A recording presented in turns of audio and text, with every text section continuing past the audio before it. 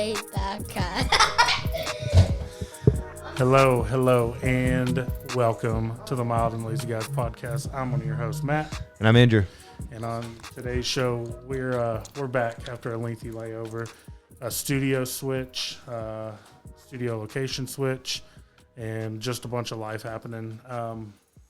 So yeah, let's just jump right into it. It's been a while. Been a while, man. Been too long. Seems like we say that every time, but we're back. We are back for now. For now. No, we got a new setup now. This is really nice. Oh, There's a lot more freedom, a lot more room in here. A lot more room for activities. Yeah, Yeah. exactly. Yeah. We can have a sleepover in here. Yeah, we could. We got the TV. We got, a couple computers. We got PS5. What else do we need? Oh, and we have Landry. Yeah. Thanks, Landry. Shout out, Landry. That was obviously not us on the intro. Yeah, thanks for the help with the intro there. But all right, well, what have you been up to, man? Well, I feel like I've thought of some stuff, but then I couldn't remember it. But I did go to a Mavs game a couple weeks ago with my brother-in-law. That was a good time. It was like on a random Tuesday. Nice. We lost, but lost to the Pacers, which I guess we're that team that loses to teams we're supposed to beat now. But Luka and Kyrie both played, so that was cool to see them both. Oh, that's cool. Yeah.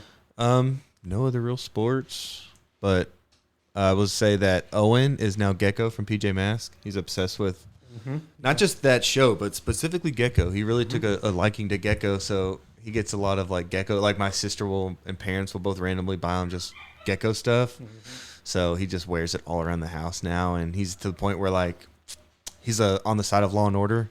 So he'll ask you if you're a bad guy, and I'll be like, "Yeah, I'm a bad guy." And he'll just throw a haymaker like at my ear, like he'll confirm that you're a bad guy. And as soon as you are, it's just game on. He just wants to fight you. And the last couple of days, he's discovered other superheroes, which I don't know how he got into these, but he's really into Spider-Man and Batman now. Nice. Like Batman, he literally discovered last night because we were watching something on HBO Max, and then I went back to our, your watch screen or wherever he had added, and I had the two Keaton Batmans, and he started saying like Batman. And I was like, you like Batman? You want to check that out? So we searched and we found the Lego Batman movie. And perfect. It was almost midnight. We were getting ready for bed, and I was like, all right, buddy, let's go to bed. He was like, Batman. He wanted to watch it so bad. Like a single tear was going down his eye, and I'm like, Owen, it is midnight, man. We were going to sleep. But first thing we woke up this morning, I asked him if he wanted to watch it, and we started it, and he was in love with it. So bought him a Batman figurine today, and I don't know, it was kind of cool. I always figured like I wonder what his first like little superhero would be. Technically it was Spider-Man. He was about Spider-Man for about a week, and but now it's Batman, and so we got a little Batman doll, Batman clothes. And I feel like that's a natural progression and an inevitable one. Like you start with PJ Masks, and then they're gonna find out. That's eventually. when he learned about like good guys and bad guys. Yeah. And I was like, man, he jumped really quick though. He went from PJ Masks to Spider-Man to Batman in a matter of like days. Hey, he knows what he wants. But it's so cute. Like he'll get in his little fighting pose, which is his legs spread as far as he can get them and his fist up. And yeah, he'll ask you if you're a bad guy, and if you are, just get ready to get punched somewhere in the face. Yeah, that's awesome. Landry was like that. He went through his PJ Masks phase, and I think Gecko was his dude. And then it was Cars, the movie Cars. That's a fantastic trilogy, by the way. For the longest time, and I wish I had all the money back that I bought, because you can buy like the characters from the movie and like actual like cars they play with. I wish I had money.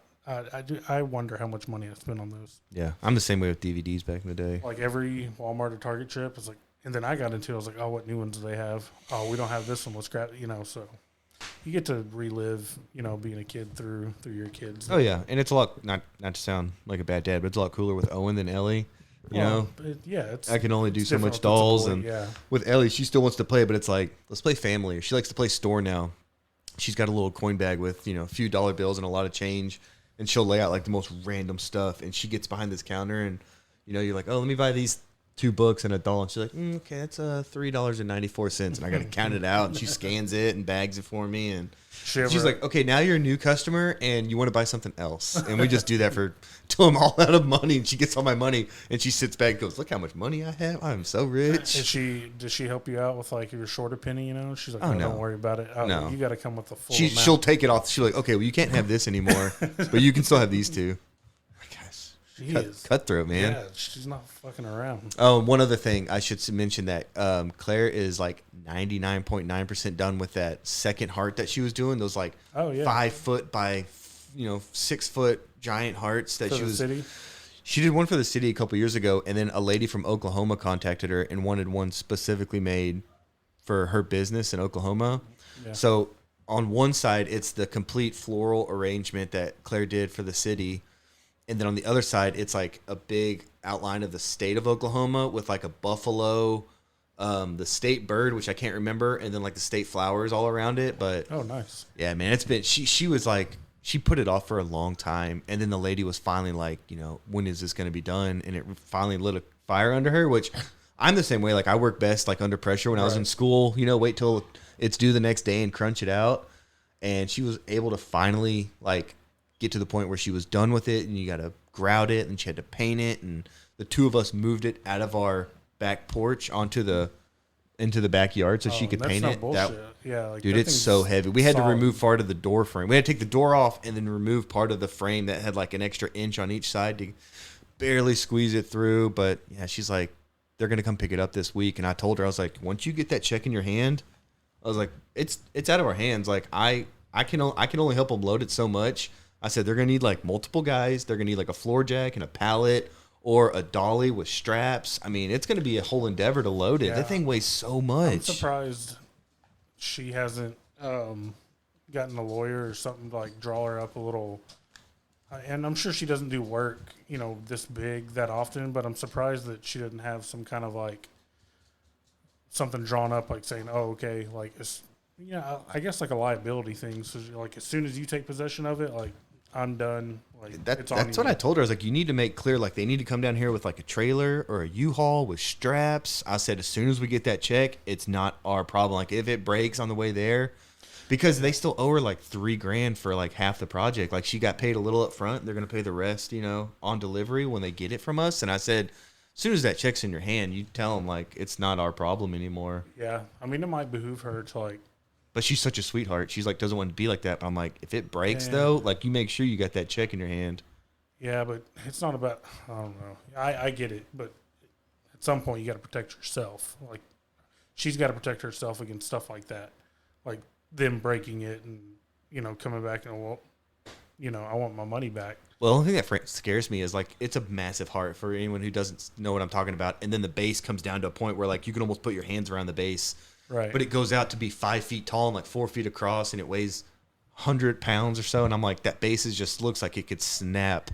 So I don't know. I mean, she's nearly done, so I know her stress level will go down, and we can finally clear out that back porch and get back to like using it. And yeah. But yeah, I just wanted to mention she's been working on that for so long, and that's awesome. I know she's so happy she's nearly done. She's like, it keeps me up at night. Like she'll wake up, and her anxiety will be through the roof, and she's just thinking about that because it's just hard because she gets really 2 days a week to do it when Owen's at Mother's Day out and Ellie's in school. Right. Other than that, it's like, an hour here and there when I'm home. And then if it's raining, she can't do anything. But anyways, I just wanted to say she's been working on that for so long. And shout out Claire. Yeah, she's just so ready to be done with that. Well, nothing has changed over here. I'm just working. You got a pool back there? Yeah, I've had a pool. Oh my God. I swear I looked out 20 minutes ago and it was daylight. It was fucking dark outside. Well, I think, oh shit, it is dark. It's really dark. Okay. Yeah. Makes sense. What time is it? It's 8:15. Okay. That's about right. We've been here an hour and a half, and we're just now starting. Yeah, there's been some literal shit going on. There's just some shit hit the floor before we could start. Smells good in here, though. That spray came in very nicely. Shout out Bath and Body Works. Dang. Shout out Wives for always keeping that shit on hand. Oh, yeah, I'd have like the 99-cent can of like Glade shit. I'd have incense, like from when you were smoking incense. I should have lit incense. Yeah, that would have set the mood. Oh yeah, yeah, real candle burning. Yeah, nothing's changed. Just work. I just work. That's all it is. I know, man. Same here. That's all it is. I have made some like lifestyle changes. Like me and Lauren are trying to, for like the last month, we've been eating like cleaner, I guess, healthier. And I don't know if I've lost any weight because I don't really weigh myself, but I feel better. I need to do that too. Yeah. We talk about it, and then I ate like 2 hot dogs today and a chicken sandwich. Speaking of that, I read an article that they said 1 hot dog will take 38.4 minutes off your life. Or no, hold on. Oh, my God. Maybe I thought minutes, and it may be hours. One hot dog? One hot dog. Damn, I gave my kids hot dogs today, too. Dude, I love hot dogs. Lauren makes fun of me for liking hot dogs, but, dude, there's nothing better than a good hot dog. That's what I was saying. Like, I'm going to go to Matt's a little bit. And I was like, I was in a bind for dinner. I was like, I'll just make us hot dogs. Done. I like that Google search. Yeah. Eating a hot dog, is a CNN article. Eating a hot dog could take 36 minutes off your life. How do they come up with that study? There is an explanation because I was telling some dudes at work this, and they're like, no way. So I pulled up this article and I actually read off the research in the article, and it's questionable science at best. I'm gonna keep eating my Glizzys. Glizzys? Oh, you don't know that word? No. That's all the rage with the. Did you hear that from Landry? With the children, yeah, and like social media. Glizzies is like a hot dog, sausage, weenie, whatever you want to call it. Any form, any type, it's a glizzy. What's the root of that word though? Like I don't know. I could Google it. Glizzy meaning. So dumb. It's a fucking hot dog. Much like a Frankfurter, Wiener, Frank, Link, and footlong, a glizzy is just another word for a hot dog. The phrase isn't as aged as some of the rest of the terms that gained popularity in the early 2020s. Through the term was widely used in the Washington, D.C. area. Gross. So it's a hot dog or a bratwurst. Yeah, I'm just not going to give that. I feel like life sucks enough as it is. Like, I'm not going to stop eating hot dogs on top of that. No, especially if I go to the movie theater, they have dollar hot dogs. Oh, bro. Yeah. I'd tear down some hot dogs at the me. movie theater. You don't have to tell me. But I don't know why I got started on talking hot dogs.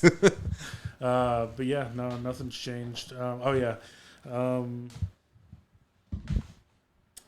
I'm going to a live music event. You sound like such an old person putting it that way. Going to a concert? Yeah, next Friday, or I guess this Friday coming up. Going to Between the Buried and Me. Oh, yeah. I think you mentioned that with Ben, your brother. It's my brother. And I think Ryan's going.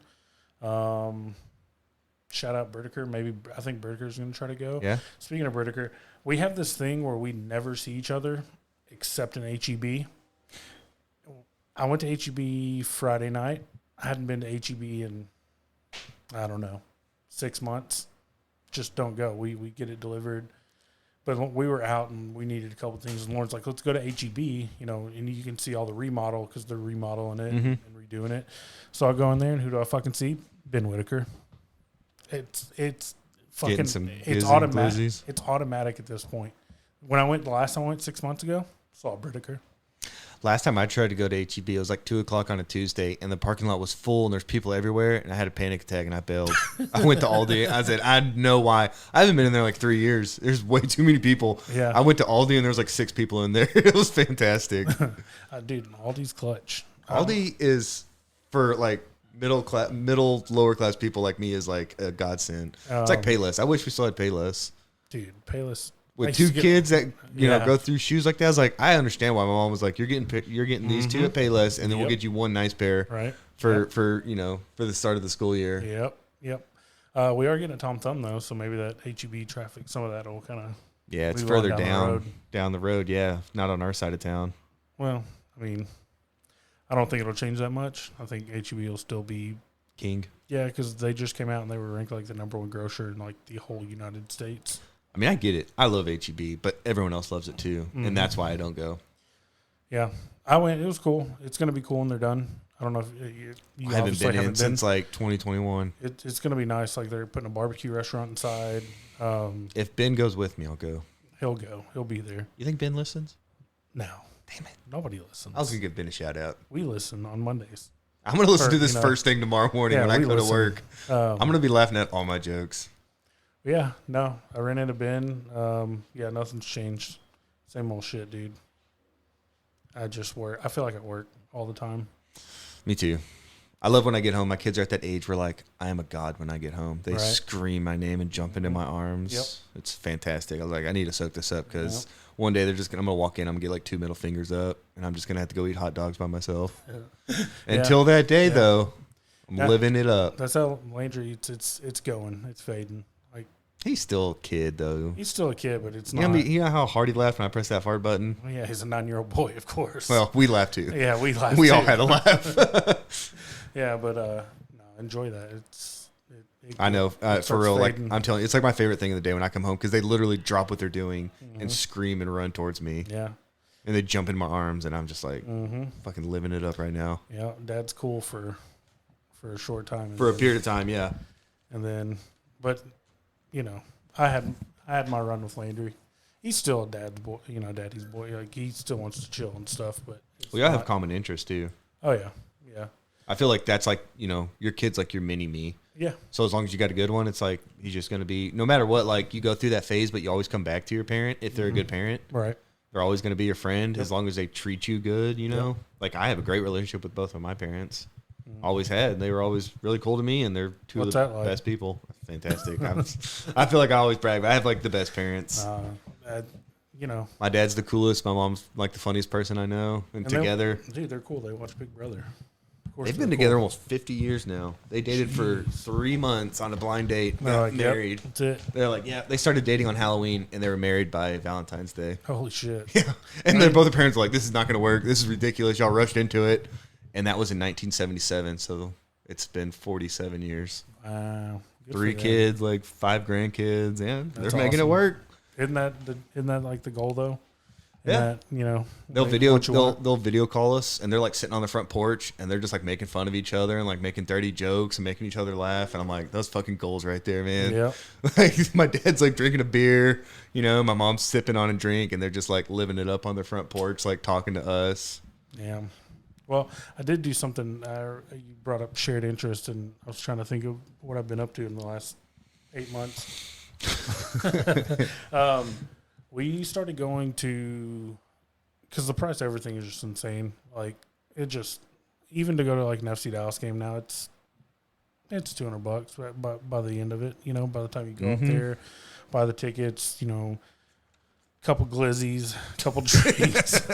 So stupid. I'm never going to say that word again. I'm going to forget it as soon as I walk out. No, you're not. I'll text you. But it's $200. So we started going to the Mesquite Outlaws. They're a professional indoor soccer team.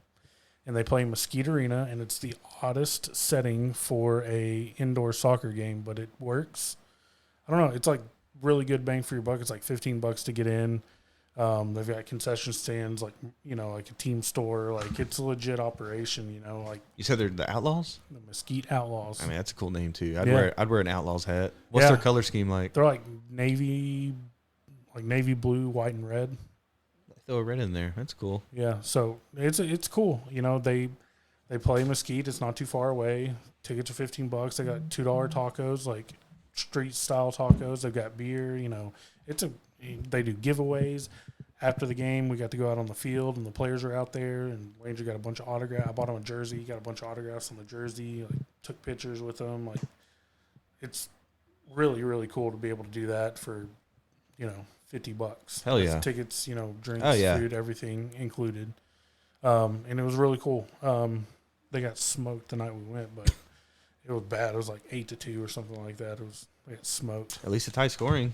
But yeah, no, it's a lot of fun. It's indoors, so it's fast paced. The ball doesn't never hardly go out of bounds, and so is it indoor? The same like dimensions? No, it's a lot smaller, isn't it? I don't know the dimensions by off the top of my head, but it's probably an outdoor field is like I think 120 long by 75 wide, 75 yards wide. Yeah, I think this is probably 60 by 20. Oh, that's pretty narrow then. Or 60 by 30 maybe. It's probably on par or a little. It's probably smaller than a hockey, like an NHL arena. Damn, that's pretty tight. And it's the same number of players? No, okay. It's five and a keeper. Okay. So it's 6 That makes sense then. Yeah. I was going to say you got to take some guys. That'd just be so clustered. Yeah. Yeah. I mean, it's really cool. Like I said, they do giveaways and it's the normal pro sporting experience just on a much smaller level, and they make it much more affordable. So is there like an Applebee's or a Chili's nearby with like a cheap hotel that we can just go after games? And there's actually a hotel like right across the street. Just like in Frisco? Just like in Frisco, yeah. Heck yeah. Yeah. No, it's really cool. So yeah, we went to a couple of those games, and then I think they played their final regular season game today, and I got on their email list for playoff tickets. So I think they made the playoffs, so Cool. we may go to a playoff game. Yeah. Other than that, just work and family stuff, and nothing's really happened with the family. Everybody's good. Yeah, I say no news is good news. Yeah. Yeah, we've just been kind of rocking along. Do we have news? Do we have that one story? About the corpse in Ford Field? Yeah, that one. I mean, I sent you a link to it. You want me to read the headline that I Yeah, saw? read the headline. Oh, man. That's wild. I sent it to you. Hold on. I can pull it up. I got it right here. Oh, the one I just sent you? Yeah. Okay. So, headline reads, Detroit Lions Ford Field to be closed after eerily a half-eaten corpse is found in the filtration system. Detroit Lions Ford Field Stadium is in the news again. Last week there was the news of a dead body found on its premises. Now in the latest news, a corpse is found partially eaten in the stadium's filtration system. This, of course, was an elaborate hoax and not true. This isn't unusual. Wait, is this not true? Oh, God damn it. We didn't read the whole story. Well, the one I said, this is the second week in a row a body's been found on the premises and forced the Detroit Police Department to launch an investigation. Okay, you know what? I guess you can't trust the internet all the time. Well, all we had to do was read 2 paragraphs, and we would have known. Damn it. You got. Yeah, we did. Hey, right, so, well, I saw a cool shirt that I want to get now, even though it doesn't pertain, but it said Detroit, where we kill and eat the weak. Jesus. I just thought that was such a great shirt. Oh, shit. Okay, well, it's been a while. We had 6 months to get news stories, and we couldn't find one. And we got one. And I it was wasn't pooping news. this morning, and I saw his headline, and I sent it to you, and I just didn't read the whole story. Well, I mean, I do have that one story about, like, Nashville and Austin. And Yeah, that's bodies. actually, like, not funny and pretty scary. Yeah, so forget the kid's name. Riley Strain. He was a student. He was a student at maybe the University of Tennessee. Maybe Vanderbilt? Maybe Vanderbilt. I can't remember. But yeah, he was found in a river, the Cumberland River, which runs right through like downtown Nashville. He disappeared on a fraternity trip. Okay, so maybe he's not, Tennessee. He goes to college in Tennessee. I guess they just took a trip there. On March 8th, and one of his friends called 911 the next morning saying he had gone to the Central Police Precinct and called the sheriff's office to file a missing persons report. After Strain's disappearance, investigators analyzed several bits of surveillance video from different bars and businesses showing his path through downtown Nashville. One of the final pieces of footage of Strain that night was body cam video from a Metro Nashville officer who interacted with him on Gay Street, and that's an actual street. Located just south of Woodland Street Bridge. Strain's last phone ping was near the James Robinson Parkway and Gay Street, where the search was focused for several days. So yeah, it looks like it's another one of those cases. It reminds me of, like you said, the was it the Happy Face killing, which I heard is could be like a network of people. It's not like one guy, but they could be connected through the internet. Yeah, because there was and it's like a bunch of copycats that are loosely connected, and they started investigating disappearances in river towns. Yeah, I think they would always find them in a body of water, and I want to say it goes back decades. No, you're right. And then we were talking about that, and I told you about the shit going down in Austin. Which I never heard of. They pulled, and the last one was in February, but they pulled 6 bodies out of Lady Bird Lake there in Austin. They pulled 6 bodies since January 2023.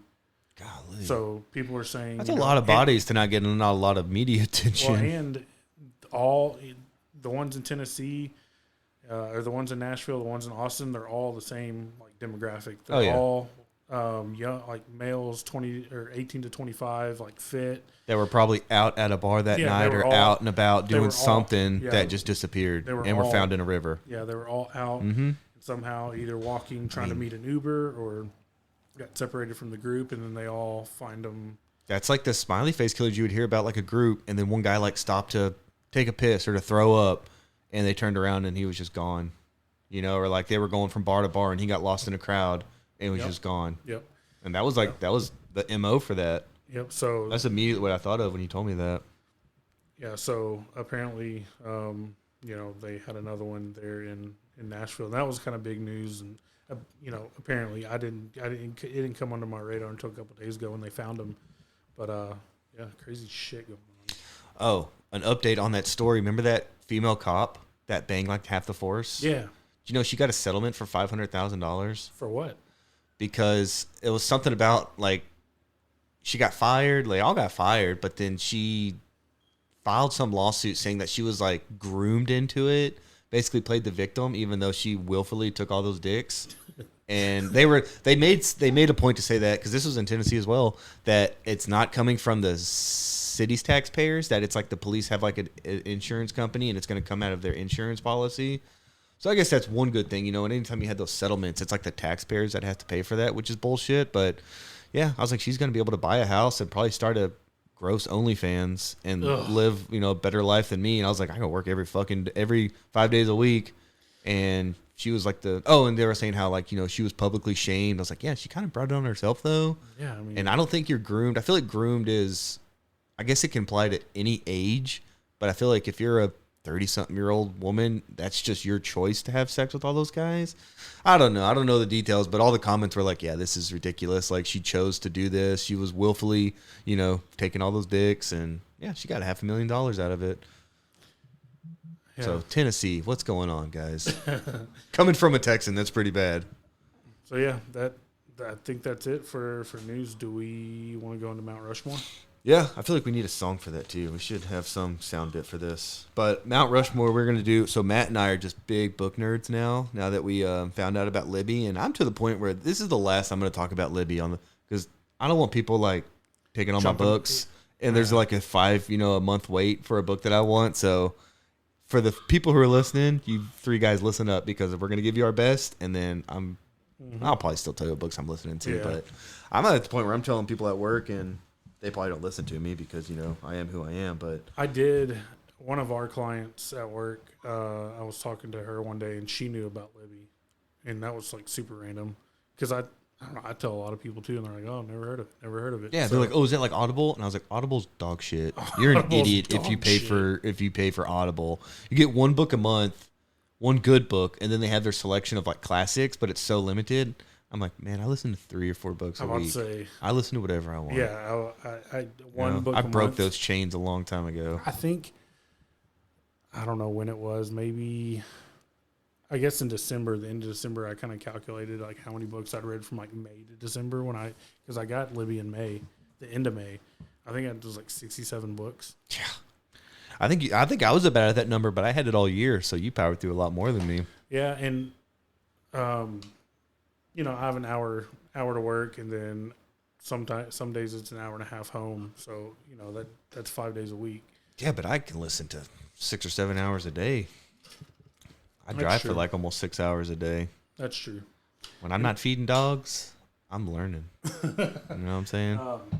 And like I'll listen to it around the house in some situations. Like if I'm doing dishes, like I'll throw an earbud in and continue the book. Or see, I think you told me one time you can like play games and do that. Yeah. And my brain is like, nope, we're gonna focus on one thing and that's it. So I listen to like my high school jams if I'm playing a game.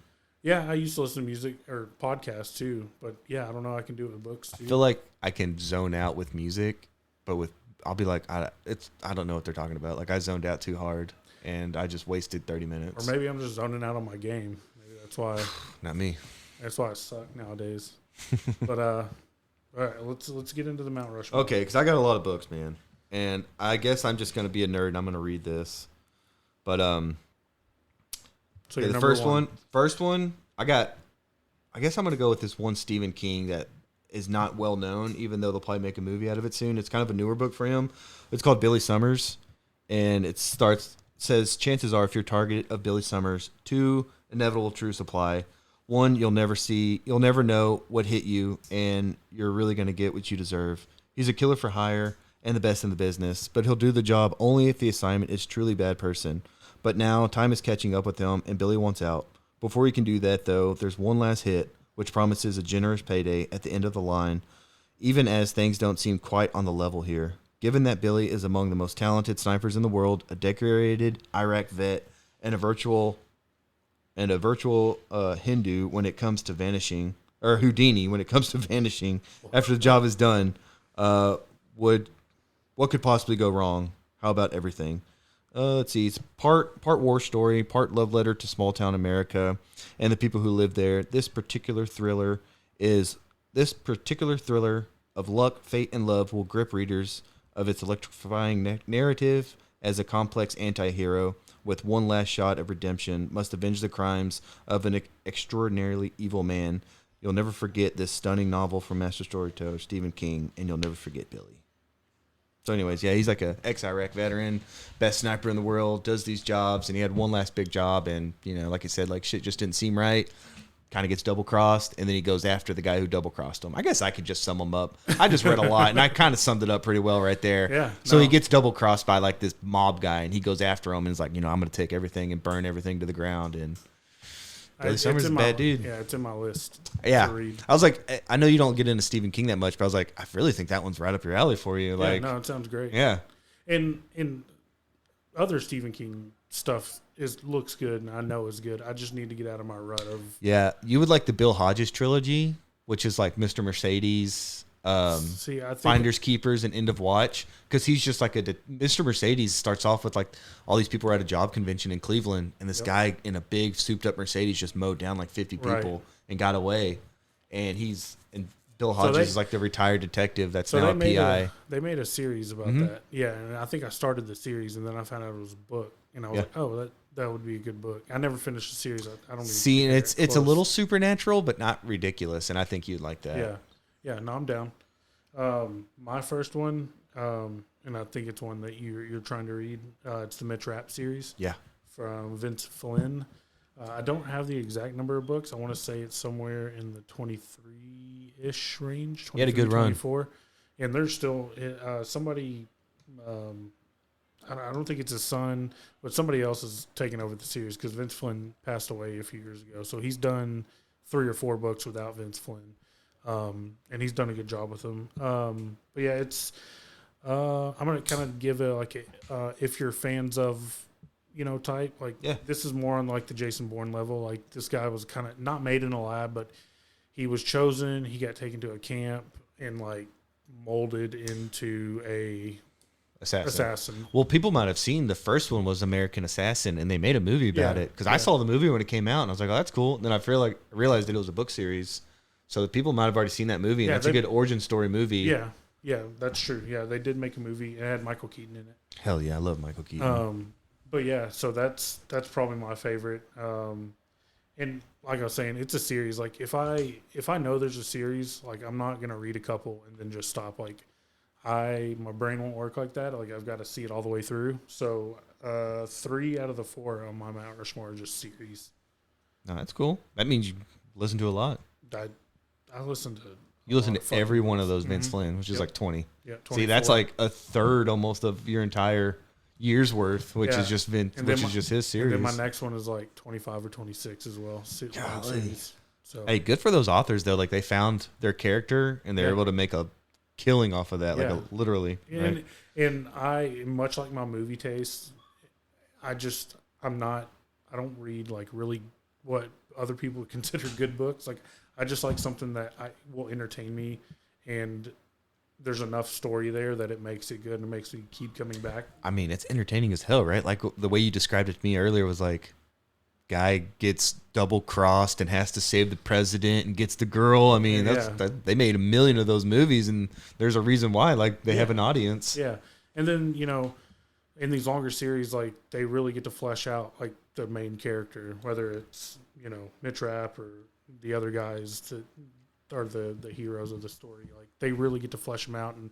show character and growth, like from book 1 to the end, current where they're at. So it's not complete garbage, No, it's not. But it's not making Pulitzers I guess all of them. They've made movies or TV shows out of all these series, so there's something there. So, well, look at James Bond. That was like the OG of it all. They just cast a new James Bond. Who is it? I don't know. I'd never. Is it Idris Elba? I wish. Delicious dark chocolate. Dude, I wanted him to be Bond. I thought that would have been really cool. Was it that guy from Kick-Ass that has like 3 names, like something Aaron Johnson or? I think so. For real? Yeah, I heard a lot of hype around him, which Aaron Taylor Johnson. Aaron Taylor Johnson. Yeah, that's a name I heard a few months ago. Man, they missed the ball. They could have done Idris Elba. That would have been so cool. But he's like kind of older, I guess. Yeah, they probably wanted younger guys so they could really grow, like make a 5-6 movie run with them. Yeah. Hey, that guy's a stud too. I mean, if you watch him in the first Kick-Ass, and then I forgot what movie he did recently. Was it Bullet Train? Was he on Bullet Train? Anyways, man, you can tell like that guy just like worked hard and he's just completely jacked now. Well, so he's a believable Bond, I guess. But he's not British, is he? I don't know. I don't think he is. Is that? I feel like that should be like a requirement. Yeah. Right? I think so. I mean, Sean Connery was at least Scottish. I mean, if you're from like Minnesota, I don't think you can play James Bond. Is all I'm saying. Imagine a dude from West Virginia being Bond. That's what I'm saying. Like, I guess you can cover your accent. It just doesn't seem right to me. I don't know, but yeah. Okay. So he's the new James Bond. So shout out that guy. Shout out Aaron Taylor Johnson, whoever the fuck you are. All right, my next one is it's called "Bury My Heart at Wounded Knee." It's by D. Brown. It's a classic, eloquent, meticulous, documented account of the systematic destruction of the American Indian during the second half of the 19th century. And that's all I'll read because I'm not reading all this. But it's pretty fucked up, just how we treated the natives and just kept taking their land and be like, you can move here. And then, we want that. And we're just going to keep fighting you and taking you. And, man, we did those guys so dirty. It's depressing. But if you were interested in any kind of like how the Americans kind of conquered the West and, really made these states united, that's the one that you should read. I mean, that one's kind of got like all the publicity of like, if you were going to read a book like that, that's the one you should read. Is Bury My Heart at Wounded Knee. I've known that book since I was like in high school. I just never read it, but I finally got around to listening to it, and it was really good. Okay, I'll have to put that on my list. My second one is the Jack Reacher series by Lee Child. I mean, there's 20, like I said, 25, 26, 27 of them somewhere in there. He's still making them. I think actually his son, Andrew Child, is actually picked it up now. Nice. Yeah, good. See the name? Good name. That's good. Good, solid name. I do like my name. But yeah, so in it again, and this one's a little different because it is an anthology. So it's like, different setting, different place. And he's a wanderer, so it's wherever he's wandered or he may end up in, Miami working construction for a few weeks, and then the story will pick up there. But there's no overarching like character development or storyline going on. It's really good. Again, they made a series on Amazon Prime, and that actor Alan Ritchson, like he's blowing up now. Like I feel like they really redeemed it from, as much as I really actually do like Tom Cruise. He's supposed to be like 6'5", 250. Yeah, and that's just not Tom Cruise. Tom Cruise, shout out, he's a great actor. He does his own stunts. He's a little crazy, but I really do still like Tom Cruise. Like, and no amount of camera work will make up 5'8" or 5'6" or whatever he is. I think he's like 5'8". Yeah, 6'5", which that guy's like a fucking mountain chiseled out of a rock. That's how they describe him in those books. Yeah. So so I could understand recasting. Yeah, they nailed it for the Amazon series. Like, he's fucking great as Reacher. Like, you read the books. He's believable. Yeah, he's very believable. Yeah. Very believable. And, like, to the point to where, I don't know, like, I see him, like, when I'm listening to those books, like, anytime Reacher talks or they describe him, I think of him instead of Tom Cruise. So they did a great job. And his stock is really rising. Like, I think he was rumored to be a new Batman. Really? That'd be a huge fucking jump. Yeah. Wow. Because he was in Blue Mountain State. Yeah. And you not that I'm just big insider, but I feel like you didn't see a lot of them. And then the Reacher came out, and now, like you said, he's blowing up. So he's doing a great job. Yeah. So that's my number 2. All right, my number 3. This one's a little controversial because it's political, but it's Birchers, about the John Birch Society. Don't know anything about that. Nope, it's it's by a guy named Matthew Dalek. So it's about how a notorious far-right organization set the Republican Party on the long march toward extremism. At the height of the John Birch Society activity in the 1960s, critics dismissed its members as a paranoid fringe.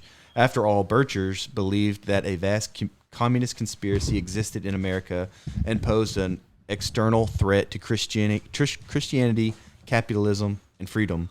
But as historian Matthew Dallek reveals, the Birch Society extremism remade American conservatism. Most Birchers were white professionals who were radicalized as growing calls for radical and racial and gender equality appeared to upend American life.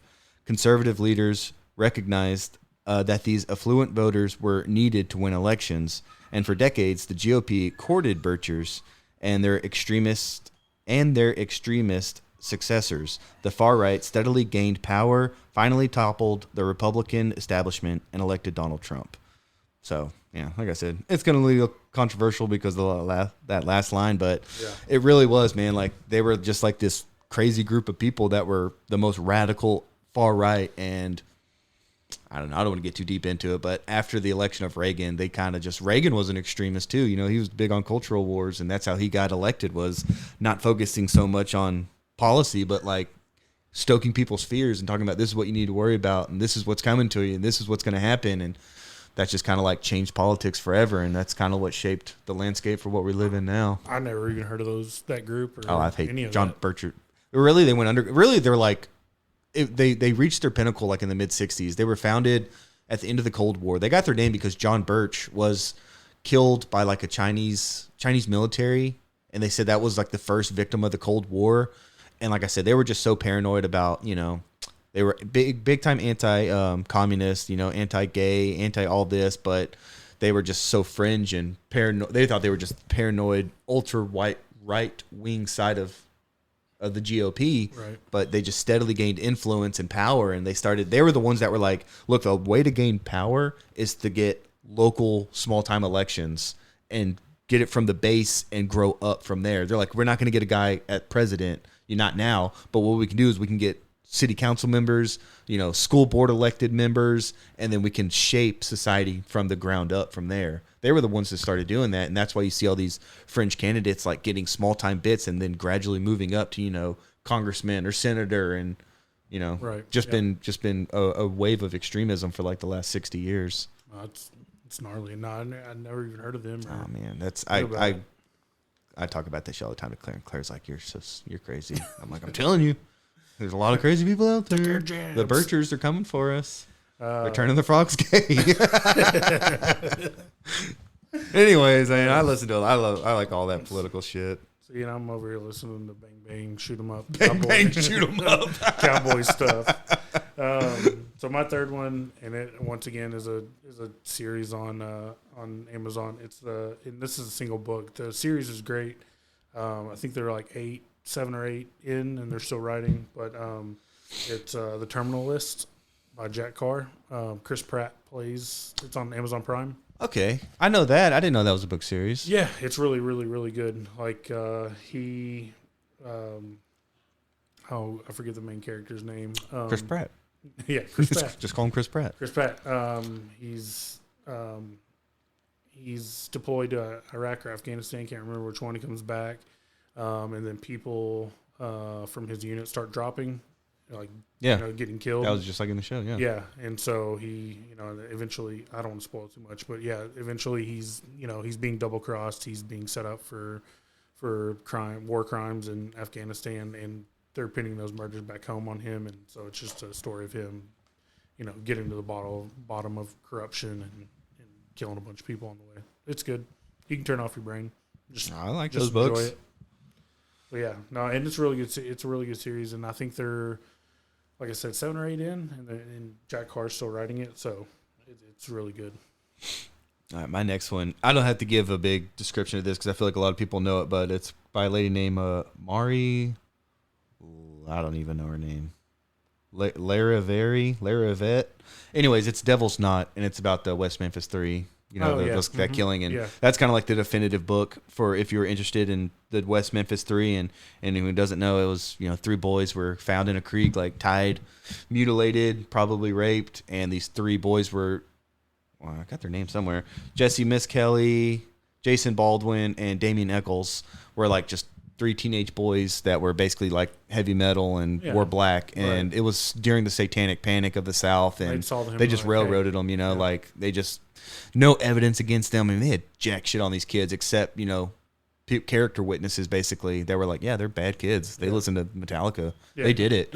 And they spent decades, like 15 years maybe, on death row. Well, it was Damien Eccles was on death row, and the other two got life, but they took an Alfred plea, which where you admit guilt, but you admit how does it work? You admit guilt, but you somehow retain your innocence. But they're in the eyes of the state of Arkansas, they're still guilty of murder. So that means like they couldn't sue, for like, hey, wrongful conviction. So they're still convicted murderers, but they got to walk out. An Alfred plea is you're admitting guilty, but the court is also admitting that they didn't have enough evidence against you. Yeah, but that was the plea. That was the caveat. Was it's an Alfred plea, so you can't sue us. Basically, you're free. Bye. Because we know we fucked up. But if you go to get a job, it's going to say you're a convicted murderer of 3 little boys. So, but they didn't do it, and there was no, there's no conclusion at the end as to who would have done it. If it was one of the stepdads.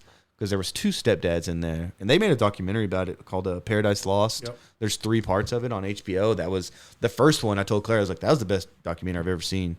The first one was Paradise Lost, and it's fantastic. And to me, like those early 90s, like unsolved mysteries of like that JonBenet Ramsey, like it's just fascinating. Yeah, like those are like trials of the century, and they happened within like a couple years of each other, and none of them got resolved. No. It's fucking crazy. No resolution, and it was like.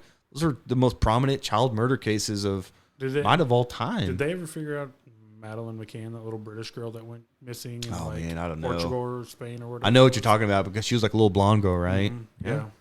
I don't know. That's like their case equivalent to us. And I want to say, I don't know if it was a hoax or not, but like she reappeared. Like I feel like it was probably a hoax. I don't know enough about it. That's sad though, because those parents, there's no resolution. No.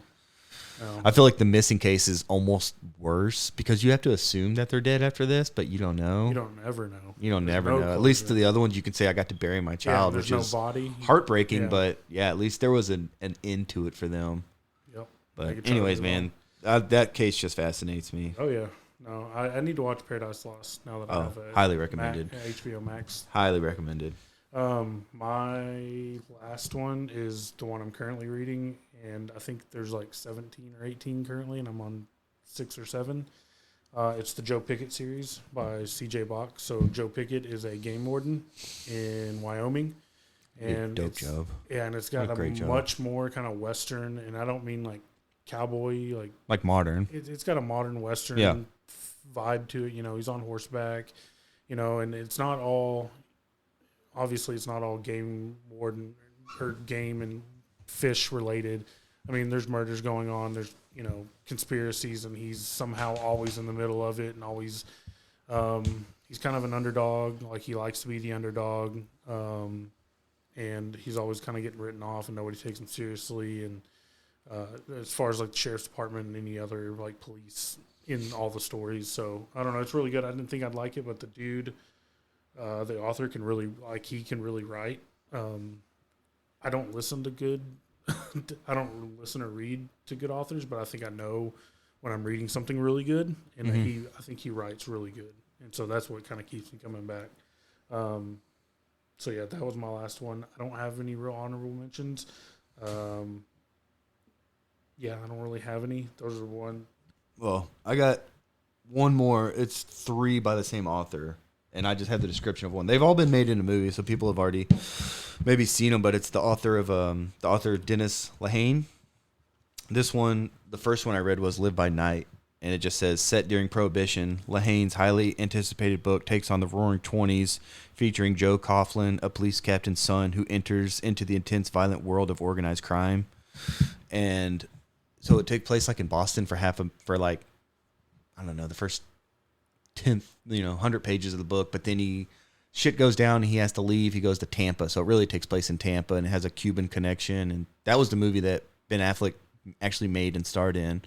And then I read Shutter Island, which they made that into a movie, and that's a really good movie.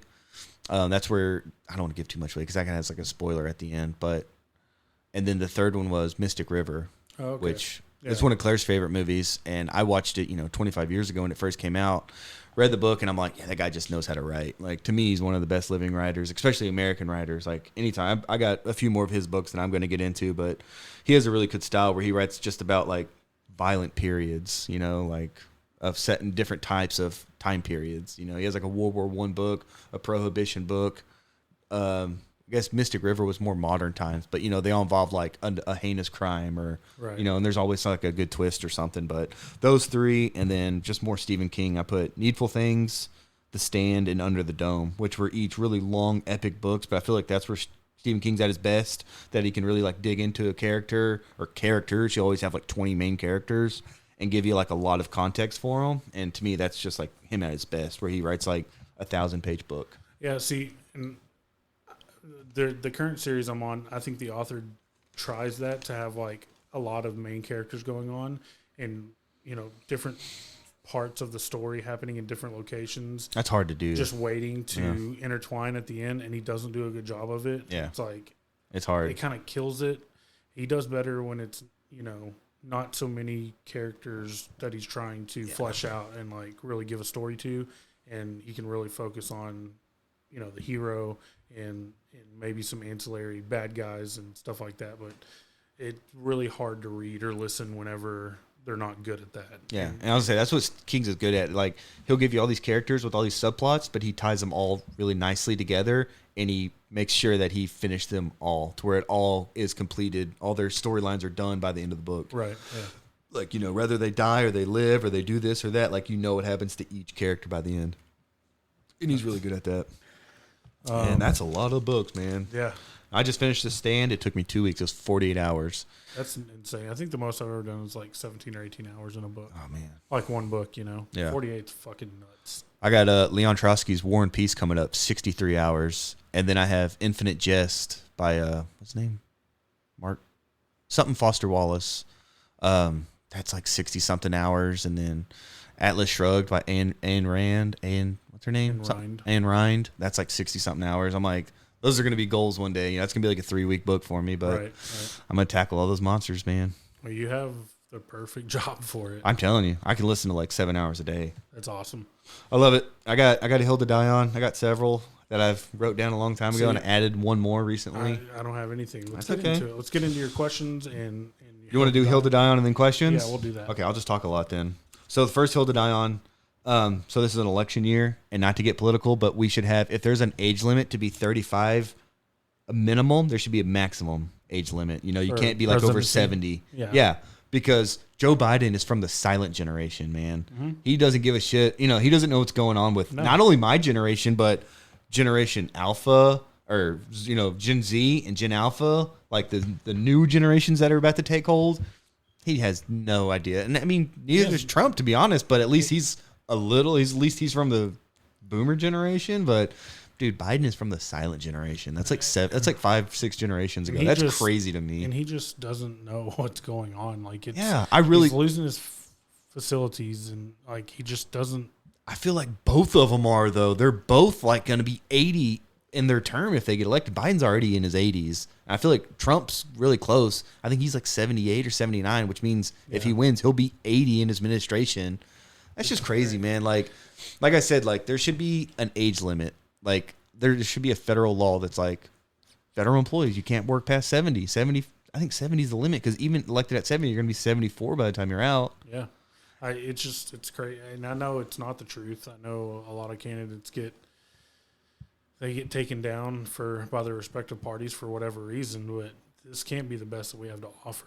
No, and I really thought that Biden was, to me, he was the ultimate placeholder president. Like, okay, he got elected, but now the Democrats have 4 years to find someone young and captivating and that can really like capture like what voters want, and they're like, no, we're gonna run the same fucking thing back. Yeah, see, and it's like that's not what people want. I don't know anybody that's like, fuck yeah, let's do it again. Yeah. Like 2020 was so fun, let's have the same election. Like, no, man, that fucking sucks.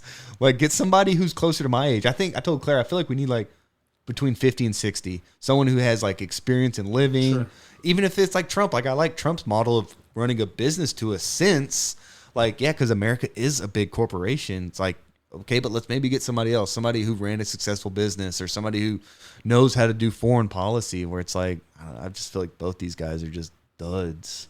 It's not a good look. No. We get laughed at. Like, we're getting laughed at on the international stage. Like, nobody takes us seriously. As we should. I don't think, So. Everyone's still probably scared of us because we do have that, military budget of $750 billion. Mm-hmm. But yeah, it's like, this is the best we got. This is the greatest country in the history of the world, some say, you know, and I still love this country, but it's like, this is what we're going to run back. So not to get political, but I got one more political thing, and that's there should be no more lobbyists. There should not be lobbyists in Washington. That's basically bribery. Yeah. You know, that's straight bribery that a lobby firm can be like, we'll buy your vote. Just pass this bill and we'll buy your vote. Don't worry about the consequences.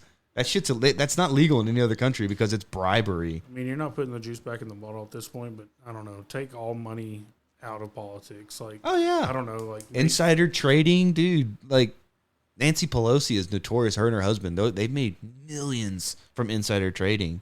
She fucking looks like Skeletor. All these people that have been in office since before my parents graduated high school are just leeches on us now, dude. They don't care about what matters to us, what policies matters to us. They're there to get fucking paid, pass whatever agenda their lobbyists tell them to pay for, and just sit back and because they're not gonna have to deal with the ramifications. We're talking politics, and yeah, but I'm trying to talk shit at least on both sides. No. And you talked about something not being in the news, and something that's going on in France right now that I didn't know about that's not in the news is like farmers have like taken over Paris, and like they've like surrounded. And I don't know what for because I don't follow politics. I don't.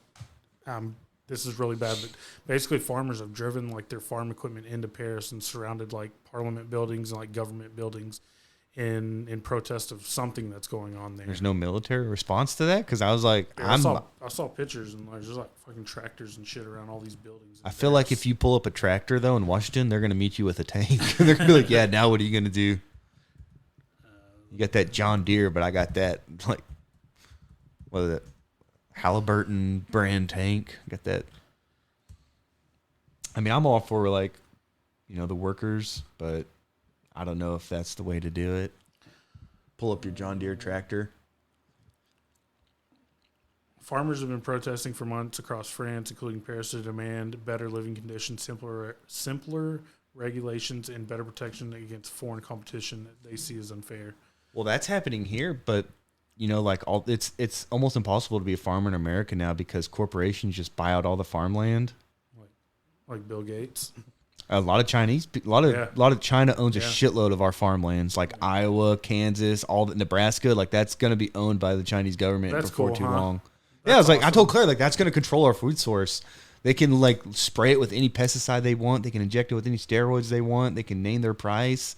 And I'm like, how fucked is that? And she was like, can they do that? It's like, yeah, it's a free market. Like, you can be whatever you want. As long as you come and you got the most money and you put it in front of their face, you can buy that from them. Yeah, so, you know. They're not doing anything wrong, but I was like, that's going to be not a good look in a few years when all our food's going to be controlled by them. Yeah. And took a dark turn, by the way. Yeah, I feel like that's something that's going to have to happen here. Like, I'm not saying January 6th, but. You heard it here first, folks. We're starting a revolution. I just feel like we're going to have to stand up eventually. Like, and say. You need solidarity to stand up, though. Shit. How much is it to go to just go to the grocery store? Too much. It's just crazy. Everything's crazy. Anyway, let's get on to the question. Hold on, I got one more hill to die on. Is it political? It's not, but it's about a child molester. Okay. It is. Michael Jackson is the biggest star of all time. Whether it be music, movies, or sports, he's the biggest like star of all time. I'd say, yeah. Like he's on another level. Who else could compare to him of all time? I told Claire, Elvis. In music, it was Elvis, and then it was Michael Jackson. I feel like there was one more that I put up there with him. But I was like, he surpassed them all. You know, Michael Jordan's not even the most popular MJ of all time, and he's considered the greatest of all time. But I was like, I don't know, man. Like, when you watch videos of Michael Jackson mania that lasted like 20 plus years, I was like, I don't know. You're talking about, you know, MJ, Elvis, and I don't mean to take like a sports turn here and take your opinion of Taylor Swift out of it. Do you think? Oh, it was Taylor Swift. Yeah, that's what I said. I said Taylor Swift's the new Michael Jackson. I was like, she's on that scale, but I was like, I don't think she'll ever touch Michael Jackson's steps. No. But that's who it was. It was Elvis, MJ, and Swift, and Taylor Swift. I was like, that's the order they came out in, but I would put them as, I think Swift maybe already overtook Elvis, maybe because I didn't know Elvis Mania because I was so young, but dude, she made $1 billion on that tour. The Beatles? Yeah, but that's like an entity. I'm talking about a single star. Gotcha. One star. The Beatles would be that group, you know, the Beatles were the biggest group.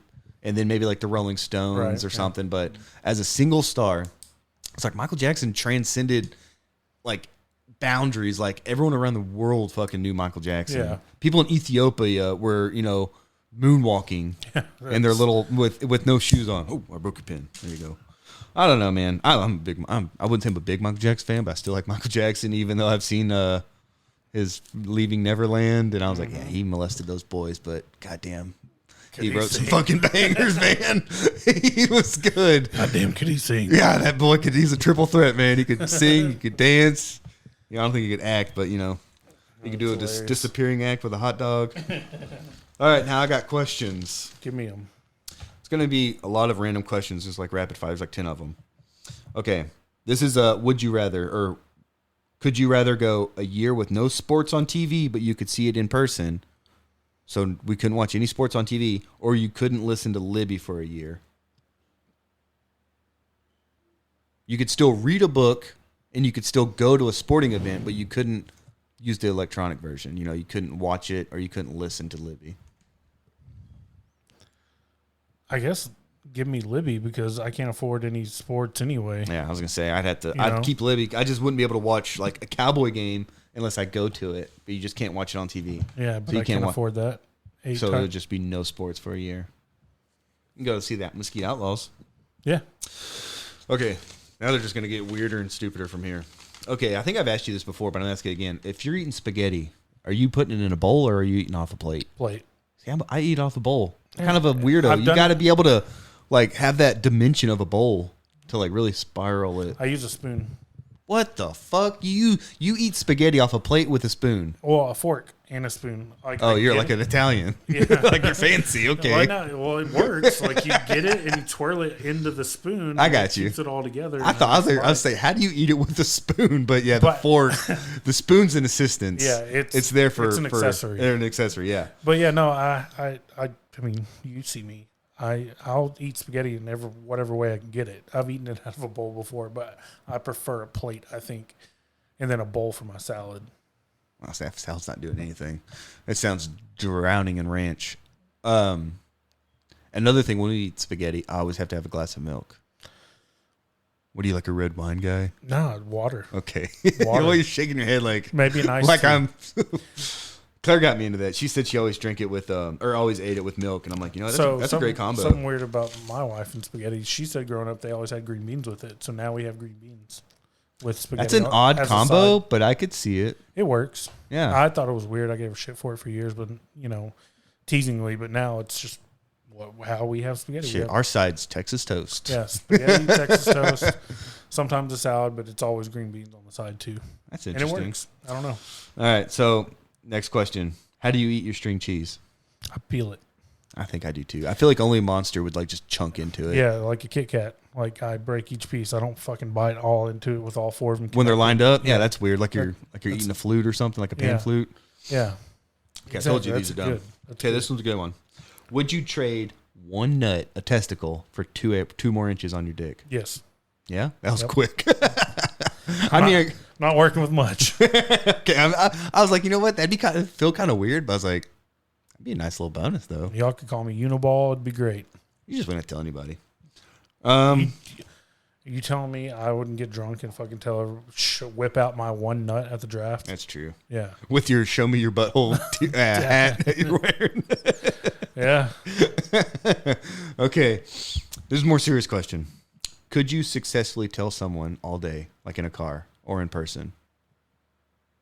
Could I successfully tell somebody? Tell somebody. Like if you were in a big city and you're like, I'm going to follow them from the point they leave their house and they're going to run all these errands and you're going to be like, they can't see you or else you lose. Like you think you could do it and you could without getting suspicious? I want to say yeah, but I know I would fuck up. I'd probably rear end them or something. You can't get that close, man. You got to be like 3 cars behind them. Yeah, and I want to say I could, but I probably couldn't. I feel like it had to be in a big city too. It'd be awkward and like walks at you. But yeah, you couldn't do that. I've been noticing your fucking car all day. Yeah, you couldn't do that. You'd have to stay real far behind them. You'd like cross them on a highway, on a bridge. You got to follow them all around town. Mm-hmm. Okay, next one. Could you make it across the border in 2 days if you were dumped in Mexico 10 miles from the border? You think you could successfully cross? Yeah, 2 days to get 10 miles and successfully cross the border with no documentation. You got to get a coyote. Yeah. You can get a coyote? You can get across? Fuck.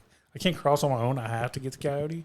I mean, unless you can cross on your own, you know the points to breach. It's not like you can't just walk up and be like, "Hola, amigos, I'm an American." You know, Yeah, you have I could. I'd be like, "Hey, you got bro." no documentation. They're like, "No, you're going back, Senor Matt. You know, you don't belong here." They'd take one look at me and be like, "Come on, brother. Well, Come on, brother. Come back home." Well, okay. Well, say you had a different complexion and it was suspicious, and you were like, "So, do you have any money? "No." What are you gonna do? How do you in your scenario? How are you supposed to pay for the coyote? You got a mouth? Oh, You got 2 hands? how bad you want to? Yeah, how bad you want to get home, brother? My sucking dick to get back home. You know what? Mexico might be kind of all right. Food's great. You know, find a little oceanside town. I'm just saying, any way you can get across. You don't have to get a coyote. If you think you know your way, you think you do it on your own. Yep. But if you don't make it, they throw you in Mexican jail. Then you're taking that dick anyways. Yeah, I'll say yeah. I'm getting back home. You're getting back home? Okay. Okay, this one's a gross one. This is okay, after you wipe, do you look at it? Yeah. After you take a shit? You gotta look, right? You gotta know how much is left. Know. Okay, I was telling Claire that and she thought I was weird. I was like, no, that's your barometer of how Do much. you stand up when you wipe? I do. I think we talked about this. Did we? Yeah. Well, I'm not. What do you can't go? You just lean. I don't know. I feel like I'm grazing my balls and. No, you. No, I'm like Quasimodo when I wipe. I stand up. I'm all hunchbacked, and then I'm looking at it. Like, oh, a little more. I feel like sometimes I can tell immediately too. Like, oh, that's fucking wet. Dude, the other day I fucking was wiping, and it was just like I was wiping a marker. Like it was just Like going. wet paint. Just I'm like, what the fuck is going on?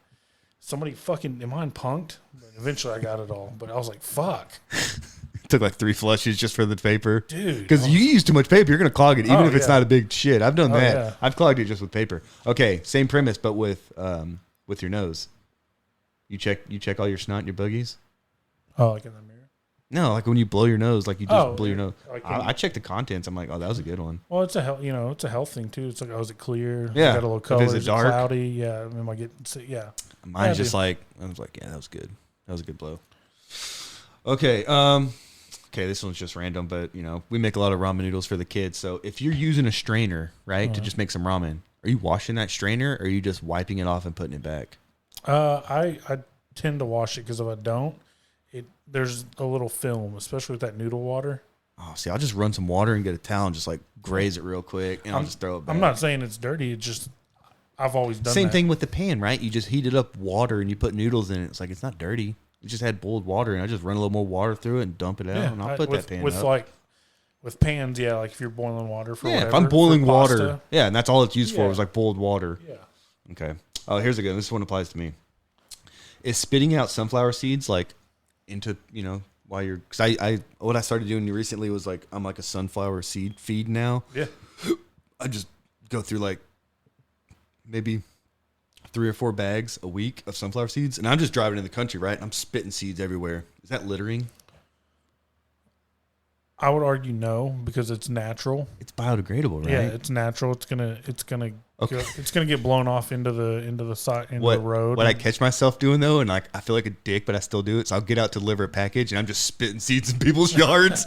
I'm like, okay, if someone sees me, they're gonna be like, "Hey, asshole, spit that shit out in the road. Like, don't do it in my yard." Yeah, I find myself, I'll get out and I'm just spitting everywhere, and I'm like, you know what? If Mr. Johnson sees me do that in his yard, he's going to be pissed off. So maybe I don't do that. Because I was like, I'd be pissed off if some guy just got out and started spitting seeds in my yard. I wouldn't, but I'm different. I guess if someone was spitting seeds in my yard, like the male guy, I wouldn't. Tony Tran. Yeah, that dude. I love that guy. I don't. It's kind of a dick. He has to grow on you, man. He's a degenerate gambler, too. I know. I think about that every time I see him, but he's always either talking to somebody from home. And straight Vietnamese. Yes, or he's listening to Vietnamese radio. And he's not keeping his eyes on the road. Dude, you see him driving down the road, and his eyes are down. Like he's looking at his knees, and he's looking at his phone. It's like, Tony Tran, look the fuck up, dude. You're driving right now in the city. He's already got the stigma. And then you're going to straight up not look like... See, I'm out in the country, man. I love my road. I drive almost 70 miles a day. I see more dogs than people. I take pictures of cows and send them to Claire. You know, and I'm like, I can actually like stop and text. I'll text you, you know, during the day, and I'm like, I'll text on the group me or whatever because I'm like, ain't nobody fucking around, ain't nobody watching me. But like Tony Tran, man, he's the best. He walks my neighborhood. Oh yeah, a lot of these my route's a city route, or where I live's a walking route too. Well, I think he's got a truck, but he'll park it just taking one spot. That's what they're supposed to do. Like a big loop. Yeah. Which is cool. I like seeing male guys like actually walk. Like yeah, see, they got to wear a uniform. I can fucking wear this. I wear whatever I want. Nice. Which is cool. Okay, last question, and this happened yesterday. It was kind of like a what would you do situation. So there's that park right by where I work, and the kids like to go there because it's so close to me that when I get off, I can go see them. So I had gotten off. I got there. I got, again, greeted like a king. Like Ellie ran into my arms. Is that the one at the church? Yeah. Yeah, we go there all the time. Yeah. I'm surprised we don't run into y'all. Oh, we're there. We were there 2 days ago, it was yesterday because I just got off work and I went straight there. But anyways, there was another couple there with like 3 kids, and I got there and like Claire was like, yeah, they've been yelling at each other the whole time. Like it's awkward. Like they've been fighting, which is weird to me. I told Claire, I feel like you should at least fake your way through it in public and like put on a good happy face for the kids. And it was just awkward because you could tell like they were getting into it. But anyways, I had Owen in like the little kid swing, like with the little leg holes for the seat. So I'm pushing him, and then this adorable little girl that's probably like 3 or 4 comes up. And she's like, can you help me? Will you help me out and get me up? And I'm like, no, I'm sorry. I was like, and I told her no a couple times. She's such a sweetheart. And finally I just picked Owen up. I'm like, hey buddy, let's go over here. And I told the girl, Elizabeth was playing with her older sister. I was like, why don't you go play with them? Like they're having fun. She's like, I want to swing. And I'm like, oh, I'm sorry. It was so fucking awkward. But anyways, I took Owen over there. She finally got herself in the swing, and she wanted someone to push her. And she's like, Mom, I can't swing. She's like, come help me. And I'm telling Claire, I was like, God damn it. I was like, I feel like an asshole, but I was like, I can't help that kid. Like, yeah. And then, so anyways, like my kid comes and pushes them, and then she wants out, and then she's crying because she can't get out. And I'm like, these parents are pieces of shit because they're just focused in on themselves. Their daughter's screaming for them to come and help them. She's crying. Finally, she crawls herself out. But I told Claire, I was like, what am I supposed to do? I was like, I'm not going to go over there and physically pick up someone's kid to help them out, even though she's in this distressed situation and all she wants is to get out to go play. But I'm like, I just kept looking away because every time I look over, she's crying and like looking at me. And I'm like, I feel like a piece of shit right now, but I'm not going to go pick up someone else's kid, even if it is just to help them. Yeah, you can't. You can't, right? Not nowadays. Yeah. And I was like, those parents are just pieces of shit because they're not even they had 3 kids just all doing their own thing. The kids were good kids, but the parents were just looking at each other and like, giving each other dagger eyes and talking shit to each other. And I'm like, at least focus on your kids when you're at the park. Have fun at the park. I think on the way walking, like with Owen walking away, I would have said, hey, your daughter needs help. But they're like having an argument, and I don't want them to bite my fucking head off. It was just an awkward situation. I'm like, I'm sorry. I was like, you can go play with them. And I left, and eventually she got herself out, and she put her shoes back on and went and played. But I was telling Claire, and I'm like, should I go help them? She's like, I don't think you should. Like let her get her parents' attention. I'm like, they're not even paying attention to that kid. But it was just like an awkward situation where I was like, I don't know what to do, and I feel terrible for this kid, but I just let her get herself out. Yeah, it sucks. And it's sad. Like I kept telling Claire, like, I feel terrible, and those parents should feel like pieces of shit, but they're not even looking at their kid right now. Yep. All right. Anyways, those are questions that I had for Matt. I'm glad you look at your shit when you wipe too, because I do that. You have to. You got to check. You have to check. Sometimes you get some sleeper shit down there and you think you're done. Sometimes you get a ghost wipe and it's like perfectly clean. Yeah, I've had one of those and I'm like, I should go buy a scratch off right now. Perfect pinch. Like, yeah, with no dookie. I was like, I actually ate something good yesterday. Yeah. I ate well. Okay, I do have a 3-round mock situation if you want to get down on that. Okay. So I'll give you 4 scenarios. Each scenario is going to have 3 picks, a first, a second, and a third round pick. The first round, so scenario 1, first round, we got Graham Barton, offensive lineman from Duke. Second round, we would take Jermaine Trotter Jr., linebacker from Clemson. Third round, we got Blake Corum, the Michigan running back. So we got a lineman, a linebacker, and a running back. All needs, right? Yep. Second situation, we have Quentin Mitchell, cornerback from Toledo, Jonathan Brooks, the running back from UT, and J.J. McCarthy, the quarterback from Michigan. You can immediately throw that one out. Okay. That was a lot. Oh, wait, I had an or. Or Chris something offensive lineman from Boston College. Because I was like, yeah, we don't JJ want McCarthy's JJ. going first round. I guarantee you. What a bust. I guarantee you. That's why I was like, I don't. That's why I put an or on that. It was an offensive lineman. Somebody's gonna fucking reach real hard. That's gonna be stupid. Okay, scenario number 3. Cooper DeJean, the DB from Iowa, white corner. Yeah, he's a white guy. Yeah. he's making like Yeah. national attention because of that. Second round, we got Tavondre Sweat, the defensive tackle from UT, big boy. And then the third round, we would get Zach Frazier, who's an offensive lineman for West Virginia. Again, all kind of needs right there. Fourth scenario, Tyler Guyton, offensive tackle from Oklahoma. Mm-hmm. Second round, we got Peyton Wilson, linebacker from North Carolina State. And in the third round, we get Jalen Wright, who's a running back from Tennessee. Let me see that paper. It's right there in the middle. So we can throw out scenario 3 with JJ. So it's 1, 2, or 4.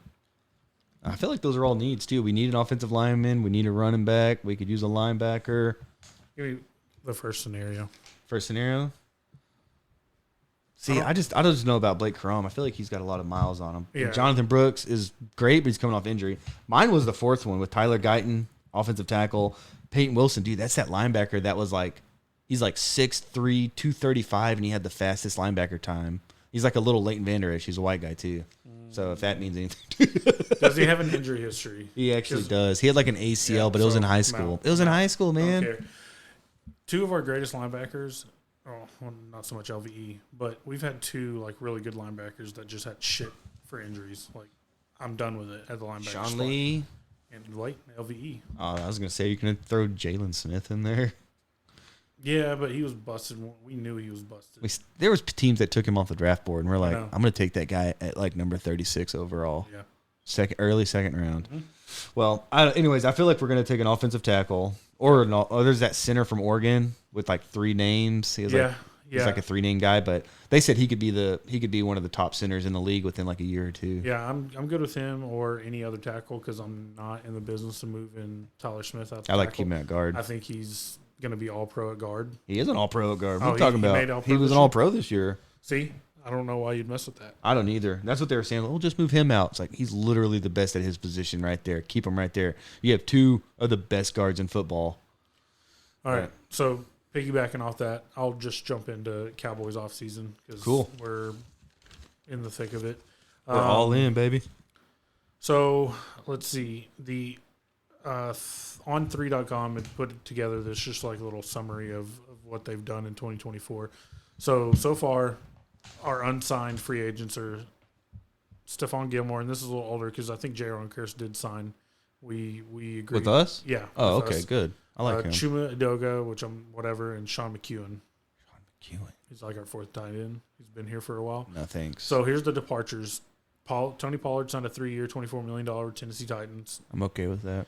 Dorrance Armstrong signed 3-year, $45 million. He got 3 for 45? It's a max deal with the Commanders. Wow. I didn't know he got that. Yeah, we weren't re-signing him. I liked him, but I thought it was going to be like a fraction of that. Well, good for him, though. Tyler Biotish, 3 years, $30 million with the Commanders. Dante Feller Jr., no terms on that, but he's with the Commanders. Yep. That's Dan Quinn, dude. Dan Quinn's like, I liked all you guys. Come play for me, which scares me because like he could even if he could take them further. You know, he could unlock what he sees in them. Neville Gallimore with the Miami Dolphins. Tyron Smith, 1 year. I didn't know we lost Gallimore. Mm-hmm. That's okay. I like Osia Digazua. Yeah, I like him too. He's good. Tyron Smith went to the Jets. Could be $20 million with incentives. Wait, for 1 year? Mm-hmm. Shut the fuck up. He got a 1 year up to 20. Okay. With incentives. Yeah, we don't need that. Noah Igbonabi. He went to Commanders, didn't he? Went to the Commanders. Yep. Jonathan Hankins, 1 year deal with Seattle. We're going to release Michael Gallup and Vander Esch. Vander Esch is going to retire.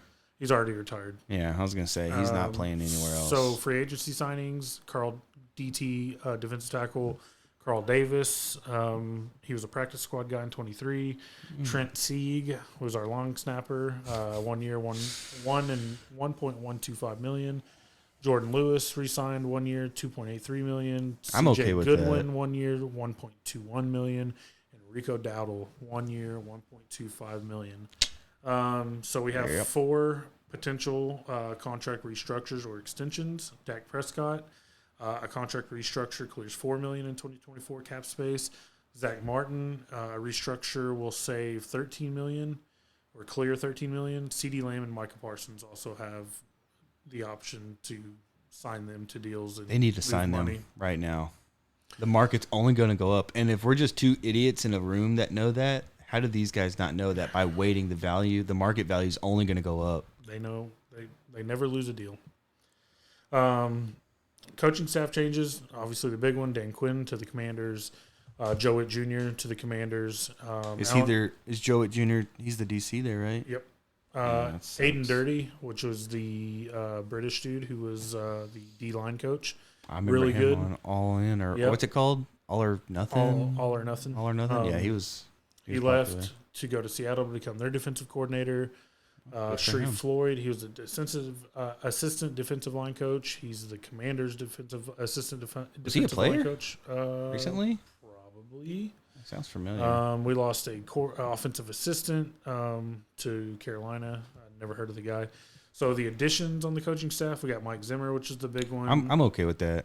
You like that? Yeah, I like that. I like that I pickup. think he's comfortable with it. The Joneses are comfortable with him. Well, he was here during the glory days for us. Yeah. And, I mean, he was at least successful. Like, they always had a pretty good team in Minnesota. Yeah. And I feel like he's a no bullshit kind of guy. He kind of fills that vacuum pretty well for Dan Quinn. I think his problem in Minnesota is he never had a quarterback, never had much of an offense. And that he would still win double-digit games, though. And now let him take care of the defensive side and let McCarthy handle Dak and handle the other. It may as work. much as I love Quinn, I feel like that was a solid replacement. That was a good hire. Yeah. And so the only other name of note is Greg Ellis, former first-round pick.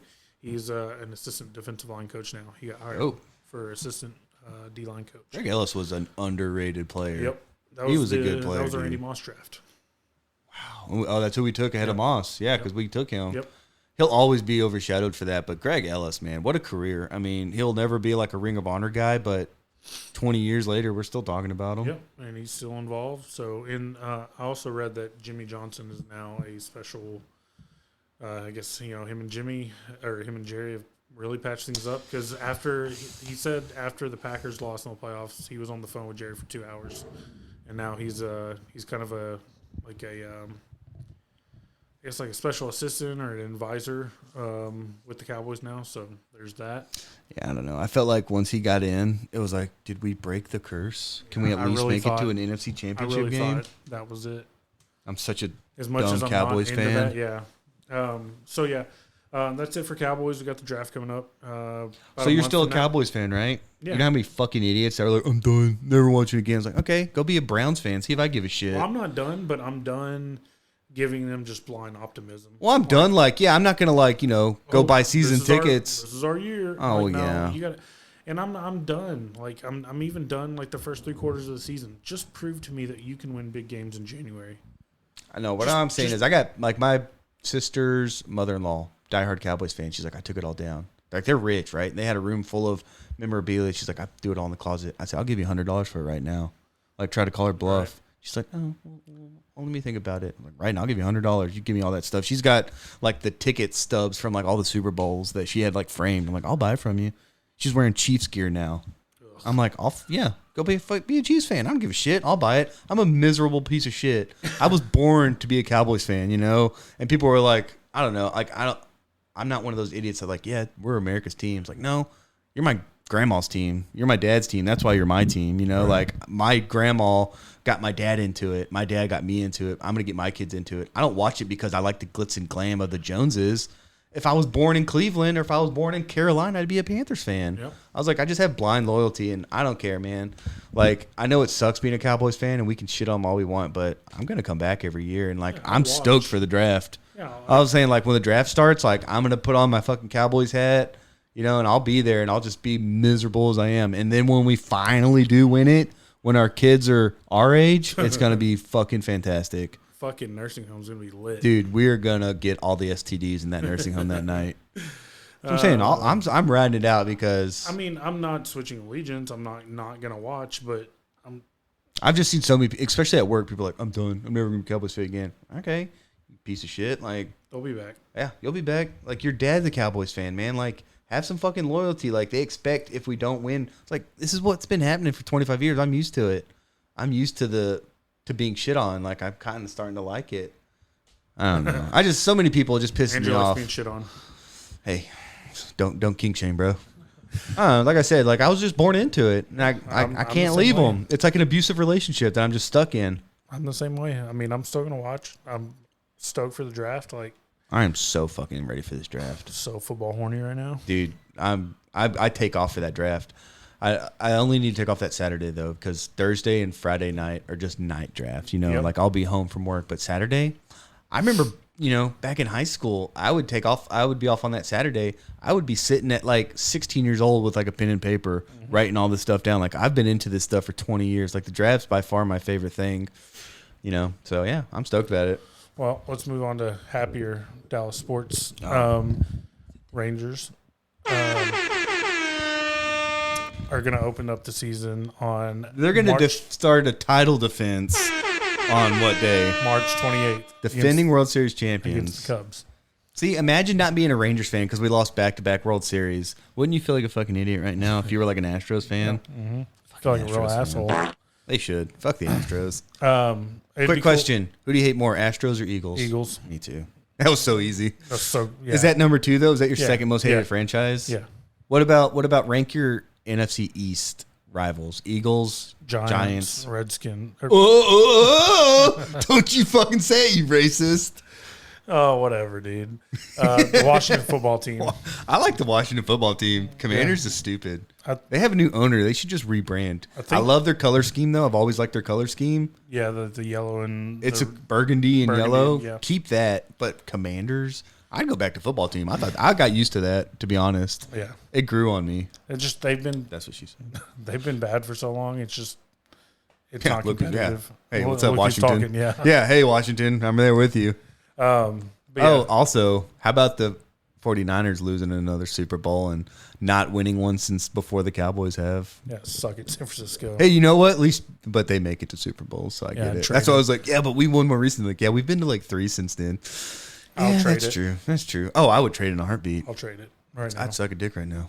I'm just kidding. So yeah, Rangers. It's been a while, man, since we recorded. It'd be cool if I could watch the Rangers because I don't have Bally. So that'd be really cool. I thought they made a deal with Amazon. No, I think it's 1 year out. I think there's 1 year left on the ballot. I don't either. It's so restrictive, isn't it? Just AT&T. Yep.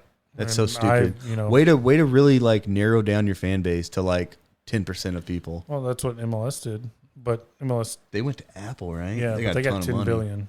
What?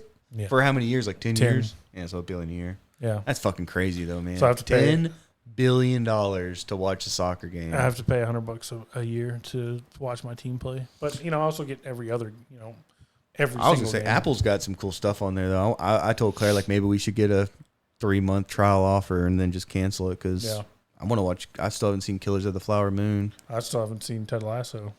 Really, I would have thought you'd be on that. Yeah, I've heard that's TV. Really good. It's Apple TV. I don't. But you have Apple TV. You just said you have it. I don't have the subscription. What do you have then? Just like a sports package? Yeah, just the MLS package. That costs you $100 a year? Yeah. Fuck, I thought you had the everything. No. Golly. No. Apple's getting sued too. Good. You know that? By the Justice Department for like monopoly activity? Yeah. Good. That's rare too. I think the last one was Microsoft. Android is better. Fuck yeah, it is, man. Yeah. Shout out Androids. We're not weird. We're the only 2 people in Waxahachie with Androids. I'm glad we reunited. I forgot, man. Honda gang, Android gang. Hell yeah. That's why we're friends. But yeah, I just wish I could watch them. Like I would love to watch the Stars too. Like we've got a great team. Like one of the best teams in the league. And the Mavericks are fun. Yeah. Mavericks did reach a deal though with WFAA where like several of their games till the end of the year are going to be on Channel 8. I think that's Channel 8. Yeah. Nice. Yeah, and I always forget it. Nice. I'll have to remember that. Mm-hmm. Yeah, I think it was only the Mavericks reached that deal though. So Stars and Rangers are still. I can go to my parents' house and if I'm over there, I'm like, hey, you mind if I just hang out for an hour and watch a bit of this game? Yeah, it would be nice to watch them. Yeah, that gives me an excuse though to go hang out with my dad at least because my dad will at least watch a Ranger or Stars game with me. He'd be like, who's on our team now? Like, who's good? And I'll these guys are good. We should watch it. And he'll sit there and we'll watch it. Yeah. But he's more of a Cowboys fan, but he's like more of a boomer generation. Like, I remember when they were good. Yeah. I don't watch them anymore. And then he'll text me and be like, so who are we going to draft this year? And I'm like, I know you'd be back, you fucking idiot. Sounds just like my dad. I knew you'd be back, I Billy. got end zone seats in the Cotton Bowl for $1. I wouldn't pay those ticket prices if they came and played on the front lawn. You also went to college for like $47 a semester, man. It was different. So, but yeah, all right. One more piece of sports news. FC Dallas was already mentioned. They're 4 games in, not looking good. We won our first game. We won our first game against a weak San Jose team, and we had to come from behind and score like a 90th minute winner. Yeah. And we've lost 3 straight. We're 24th out of 29 teams total. They got 29 teams now? Yeah, we That's are cool. 11th out of 14th in the West. So, yeah, good times. Defense is in shambles. I don't know. We got to figure that shit out. The coach, for me, on the hot seat, like, there's just no adjustments. There's They nothing still got going that on. stud? Who is that guy? Stud. Is he a handsome fella? Like a Hispanic name? Yeah, Nico. No, that's the current coach. I forget his name, but he coaches San Jose now.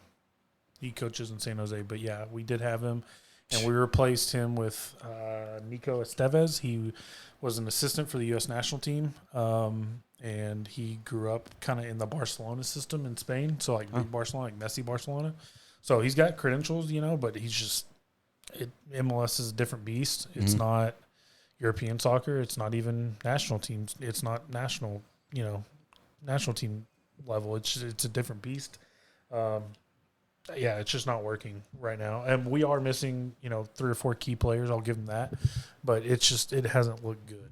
Like, the losses haven't looked good. And then, the one when we did have, we had to come back and beat a bad, what's proving to be a bad, well, I guess we're bad too. But yeah, so. How many games are in the regular season or matches? 34, 35, somewhere in there. We still got time. Yeah, we got time, and we're missing our big signing from over the winter. He's a striker. Played for Benfica in Portugal, which is like one of the biggest clubs in Portugal. And we're missing another one of our young kind of attacking player. He kind of facilitates everything and gets everybody involved. So we're missing him, missing a couple other people, but I don't know. Still early. So that $10 billion, does that like get spread equally among the teams to kind of grow the sport? Yeah, I mean, they'll have more money to throw around, right? Yeah, So yeah. it's only going to grow. It's only going to get better. Yeah, and it is, and we're just behind the times. Is it equally though? Yeah, it's equal. Okay. It's not like the LA and New York teams. Right, where it's like we just get outspent. And is there a cap? There is a cap. Okay. There Because you were is a telling me cap. about in the EPL where it's like they can just throw around billions or whatever and then just buy There's a no title. cap. That's bullshit. There's That's caps not, here. That's not cool. That's just how European soccer always was. But if you ask the owners of European clubs, they love the MLS model, business model. Probably because they don't spend so much money. Well, not that, but you're guaranteed never to get relegated. Oh, yeah. Think about it. FC Dallas. That would be cool, though. They should make another secondary league for that. They have no obligation to be good if they don't want to be. And they're going to get equal money from those TV rights. Yeah, and they're never going down. And you've told me that's kind of the problem with the Hunt family is they make money every year. Yeah. What do they care if spend money? Yeah, we're owned by the Hunts who own the Chiefs. And before Mahomes, the Chiefs were a lot like FC Dallas. They had some years that were okay and they made the playoffs sometimes, but it really took getting a generational player and to make them the team that they are. I saw a headline, and it's got to be fake, but it was like the Hunt family threatens to leave Kansas City if they don't get equal funding from the city, for a new stadium. That's just tactics. That's such bullshit, though. These billionaires forced the city because they have you by the balls, right? They're like, look, we'll just leave, and then your economy's going to tank. At least with Jones, he could have fronted all that, but he was at least true when he said, look, we're going to get events here. Like that Tyson-Paul fight's going to be here. We're about to watch what is it? Nations League final. No, but what's on right now? CONCACAF. CONCACAF. Yeah, oh, they were talking about. That's on right now, at Jerry World. Yeah, when big events come, but the city doesn't get any of their money back. Taxpayers put up $500 million. They don't get anything back. It's all in the owner's pocket. I don't know. That's always pissed me off. Yeah. So, but yeah, and he mentioned it. We're recording on Sunday. U.S. and Mexico, which no matter when they play, it's always a good game. But we're playing for. Are we gonna watch that after this? Yeah, we're gonna watch it. Is Landry still up? Bet not be. It's almost 10 o'clock. He may be. He may be in bed, but yeah, we're playing for what essentially is our regional championship. So Will this qualify for anything? no, because we've already qualified for the 26 World Cup because it's here. The host nations qualify automatically. We got lucky, huh? Copa America, which is the oldest football tournament in the world, like national football, national soccer, national team competition in the world. That's in that's normally in South America. That's being hosted here this year. We're in that. Jerry World's going to host games for that too. And we should say that the World Cup's going to be here in a couple years, and we lost out to New York for the final, which makes all the sense in the world. Yeah. We just couldn't have. We don't have the public transit, and that's what they said. It didn't. They were like, "Oh, that didn't really play a part." Bullshit. New York has taxis and subways and public transit and buses. We do get a semifinal though. I know, but they were like, I heard a lot of talk like it's going to be in. I thought it's going to be in Arlington, and then all of a sudden it's like it's in New York. And I'm like, well, that makes more sense. I thought for sure, like there was a lot of buzz, like from people. Yeah, there's a lot of buzz. That's what I'm saying. That I was convinced. I was like, I think we're going to host a. That would have been fucking. That would have been fucking crazy, man. That would have. People were like, I'm going to list my house right now. Yes. I'm going to make $1,000 a day. I already put our names in the lottery because when you're this far out, or when I did it, when you're that far out, it's just a lottery system to get tickets. So hopefully, and I don't even know where they'll be. Hopefully I can choose, Arlington. But if I have to travel to Kansas City or wherever I got to go, I'm going. Me, Landry, and Lauren. So y'all are going to a World Cup game, yeah. Congratulations. I mean, fingers crossed. It's a lottery system, so you don't even know. You just unless you want to go secondary. What does that mean? Secondary market. Oh, that'd be a lot more. Like resale. Yeah, it'd be insane. So, but yeah, that's sports. Either way, that's gonna be cool. Yeah. So let's get into what do. It's been a long day. Take a breath, brother. What we've been watching and what we've been listening to. What you've been doing? I don't even think that sounded right. Jesus. I don't think it did either. It sounded weird when you said it. I was just gonna go with it because you're struggling. Dude, all night it's been a struggle bus. All right, I'm gonna go first because I'm excited because I actually watched some shit. Cool. All right, so I don't know why I've seen the other two and it was on HBO Max. We just got HBO Max. I watched Equalizer 3 with Denzel Washington. Anything with Denzel. It was really good. I'm in. It was really good. It was set in like this really small town in Italy, and I was like, I want to go to Italy. You've been to Italy. What are you talking about? I want to go back. There you go. I watched this series. I think it's 10 episodes, and it's like the books I read. It's called The Night Agent on Netflix. I remember when that came out. Yeah, basically a dude. Didn't he get like a phone call? Is that how it starts? Yeah, so it had an interesting premise. I remember when I saw it's good. The trailer. It's good. Basically a dude, he works there's just one office in the White House in the basement, and it's manned all the time, and it's for basically like a SOS for like their infield operatives. And so if he gets a call, like they're he's supposed to help him or do something, but he gets drug into this in the middle of this this kind of conspiracy and this plot on the president and vice president. And it takes twists and turns and involves his dad, who had like a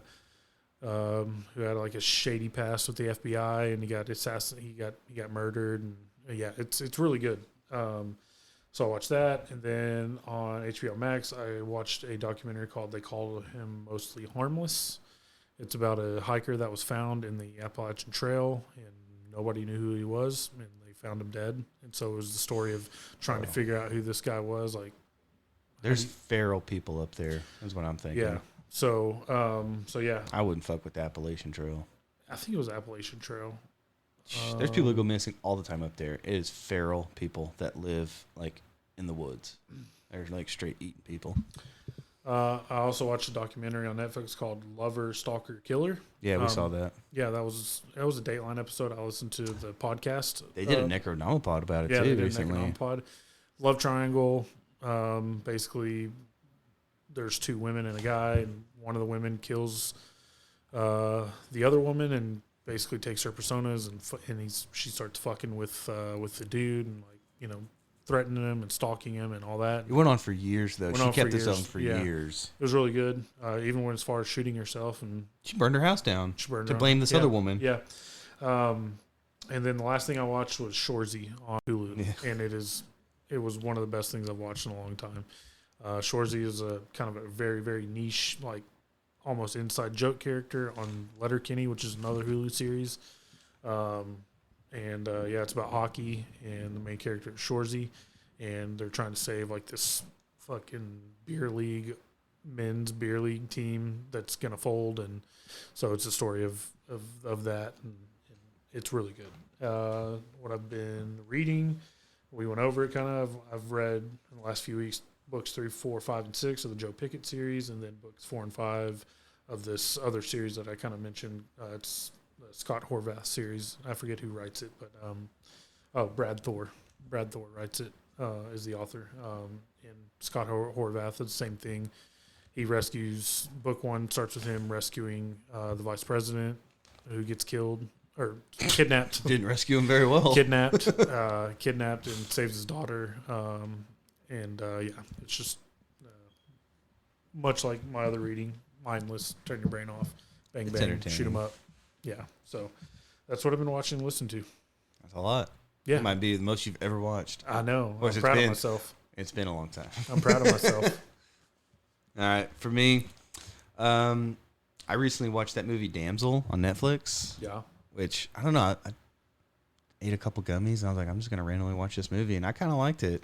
It's about that girl. She thinks she's, like, marrying a prince, but they basically sacrifice her to this dragon, and she has to, like, escape the dragon's lair. You know, it's kind of like, it has Millie Bobby Brown and Robin Wright in it, which used to be Robin Wright Penn, you know, Sean Penn's ex-wife. No. I liked it, though. Robin Wright, is that? She was on House of Cards. Oh, yeah. She was Jenny from Forrest Gump, okay. yeah.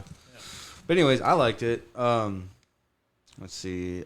Claire and I have burned through like 3 seasons of Project Runway. I fucking love that show. Yeah. Dude, have I told you about that? Oh, yeah. We always watch that show.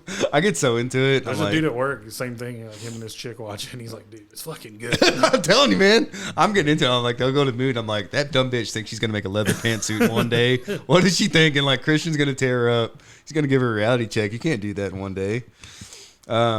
We also started watching Love on the Spectrum.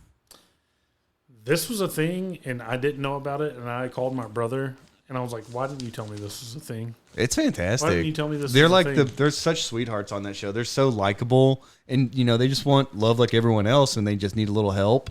And there's people on there where you're like, you'll just fall in love with a few of those characters. Mm-hmm. Like they just see the best in everything, and they're just such positive. And I don't know, man. Like they'll just say things, and you're like, that was the sweetest fucking thing I've ever heard. You know, like I want the best for them. You know, yeah.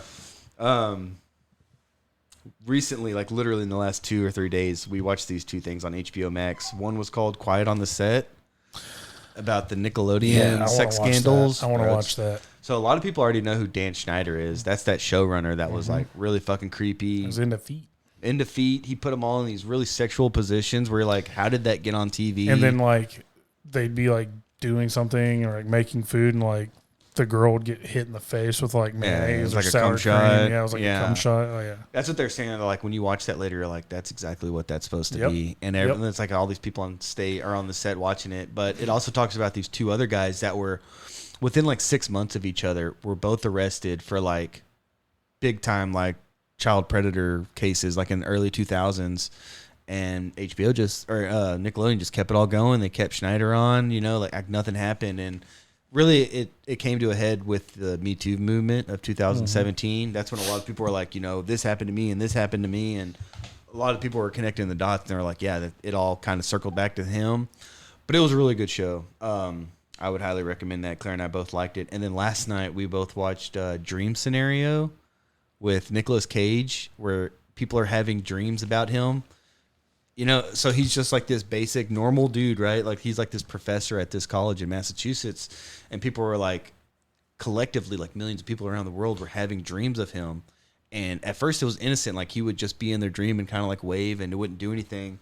But then they started having nightmares of him where he was like brutally murdering them, and people like were hating. He quickly became like the most hated man in the world. It's like a boogeyman almost. Yeah, but he was like, he's not doing it on purpose. He just happens to be this guy that everyone dreams about. Right. So it's almost like he was a victim too. Like I don't want to give too much away, but his life went drastically downhill because people were like, no, I had a dream about you and I didn't like that. And he's like, not my fucking fault. So, but it was interesting. It's an A24 film, which is like the best movie studio like going right now, and it was very interesting. It was highly original, which is hard to find now. It's like a good original film, but I would recommend that as well. And the only podcast that I've been listening to, I just started it. It's called Landslide, and it's political. So this is to me, this is like one of the most like turning points of America, right? It's when Richard Nixon resigns in disgrace. 3 unlikely candidates emerge to fill the vacuum. Gerald Ford, savvy veteran of partisan wars. Ronald Reagan, fringe reactionary. And Jimmy Carter, a cutthroat political animal. These men aren't who they thought you were. Aren't who you thought they were. And their battle against each other redefined the American political landscape. The result, the hot button issues, the cultural war, and the path to the partisan divide we live in today. For those wondering what happened to American politics and what forces have driven our current division, Landslide is essential listening in a compelling, stunning, true story. So just like when Reagan had to resign, America just lost all faith in politics, and then Ford came in, and Ford was such a cool dude, man. Ford was a great president. He was a great guy to be a president. He wasn't a great president. He was a placeholder, but he was such a cool dude. And then he pardoned Nixon, and it just like kind of just took a dump on everything that he did. He really shouldn't have done that. And to me, that's just like, that's when America's just lost faith in their government. And yeah, and then we got Reagan shortly after that. Like Carter was for 4 years, and then Reagan changed everything for the worst. And I fucking hate Ronald Reagan. I'm on record for that. How do you feel about Ronald Reagan? I fucking hate Ronald Reagan.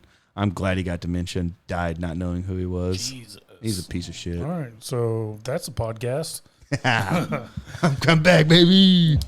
All right, but yep, no, this was just a dip our toes back in the water episode. Just get back in the groove of things. We'll be right back, man. Yeah, we'll be back. We'll see talk you 2026 World Cup preview. we got an election coming, dude. Yep. We got to cover it. All right, well, for Matt And I'm Andrew. we're out.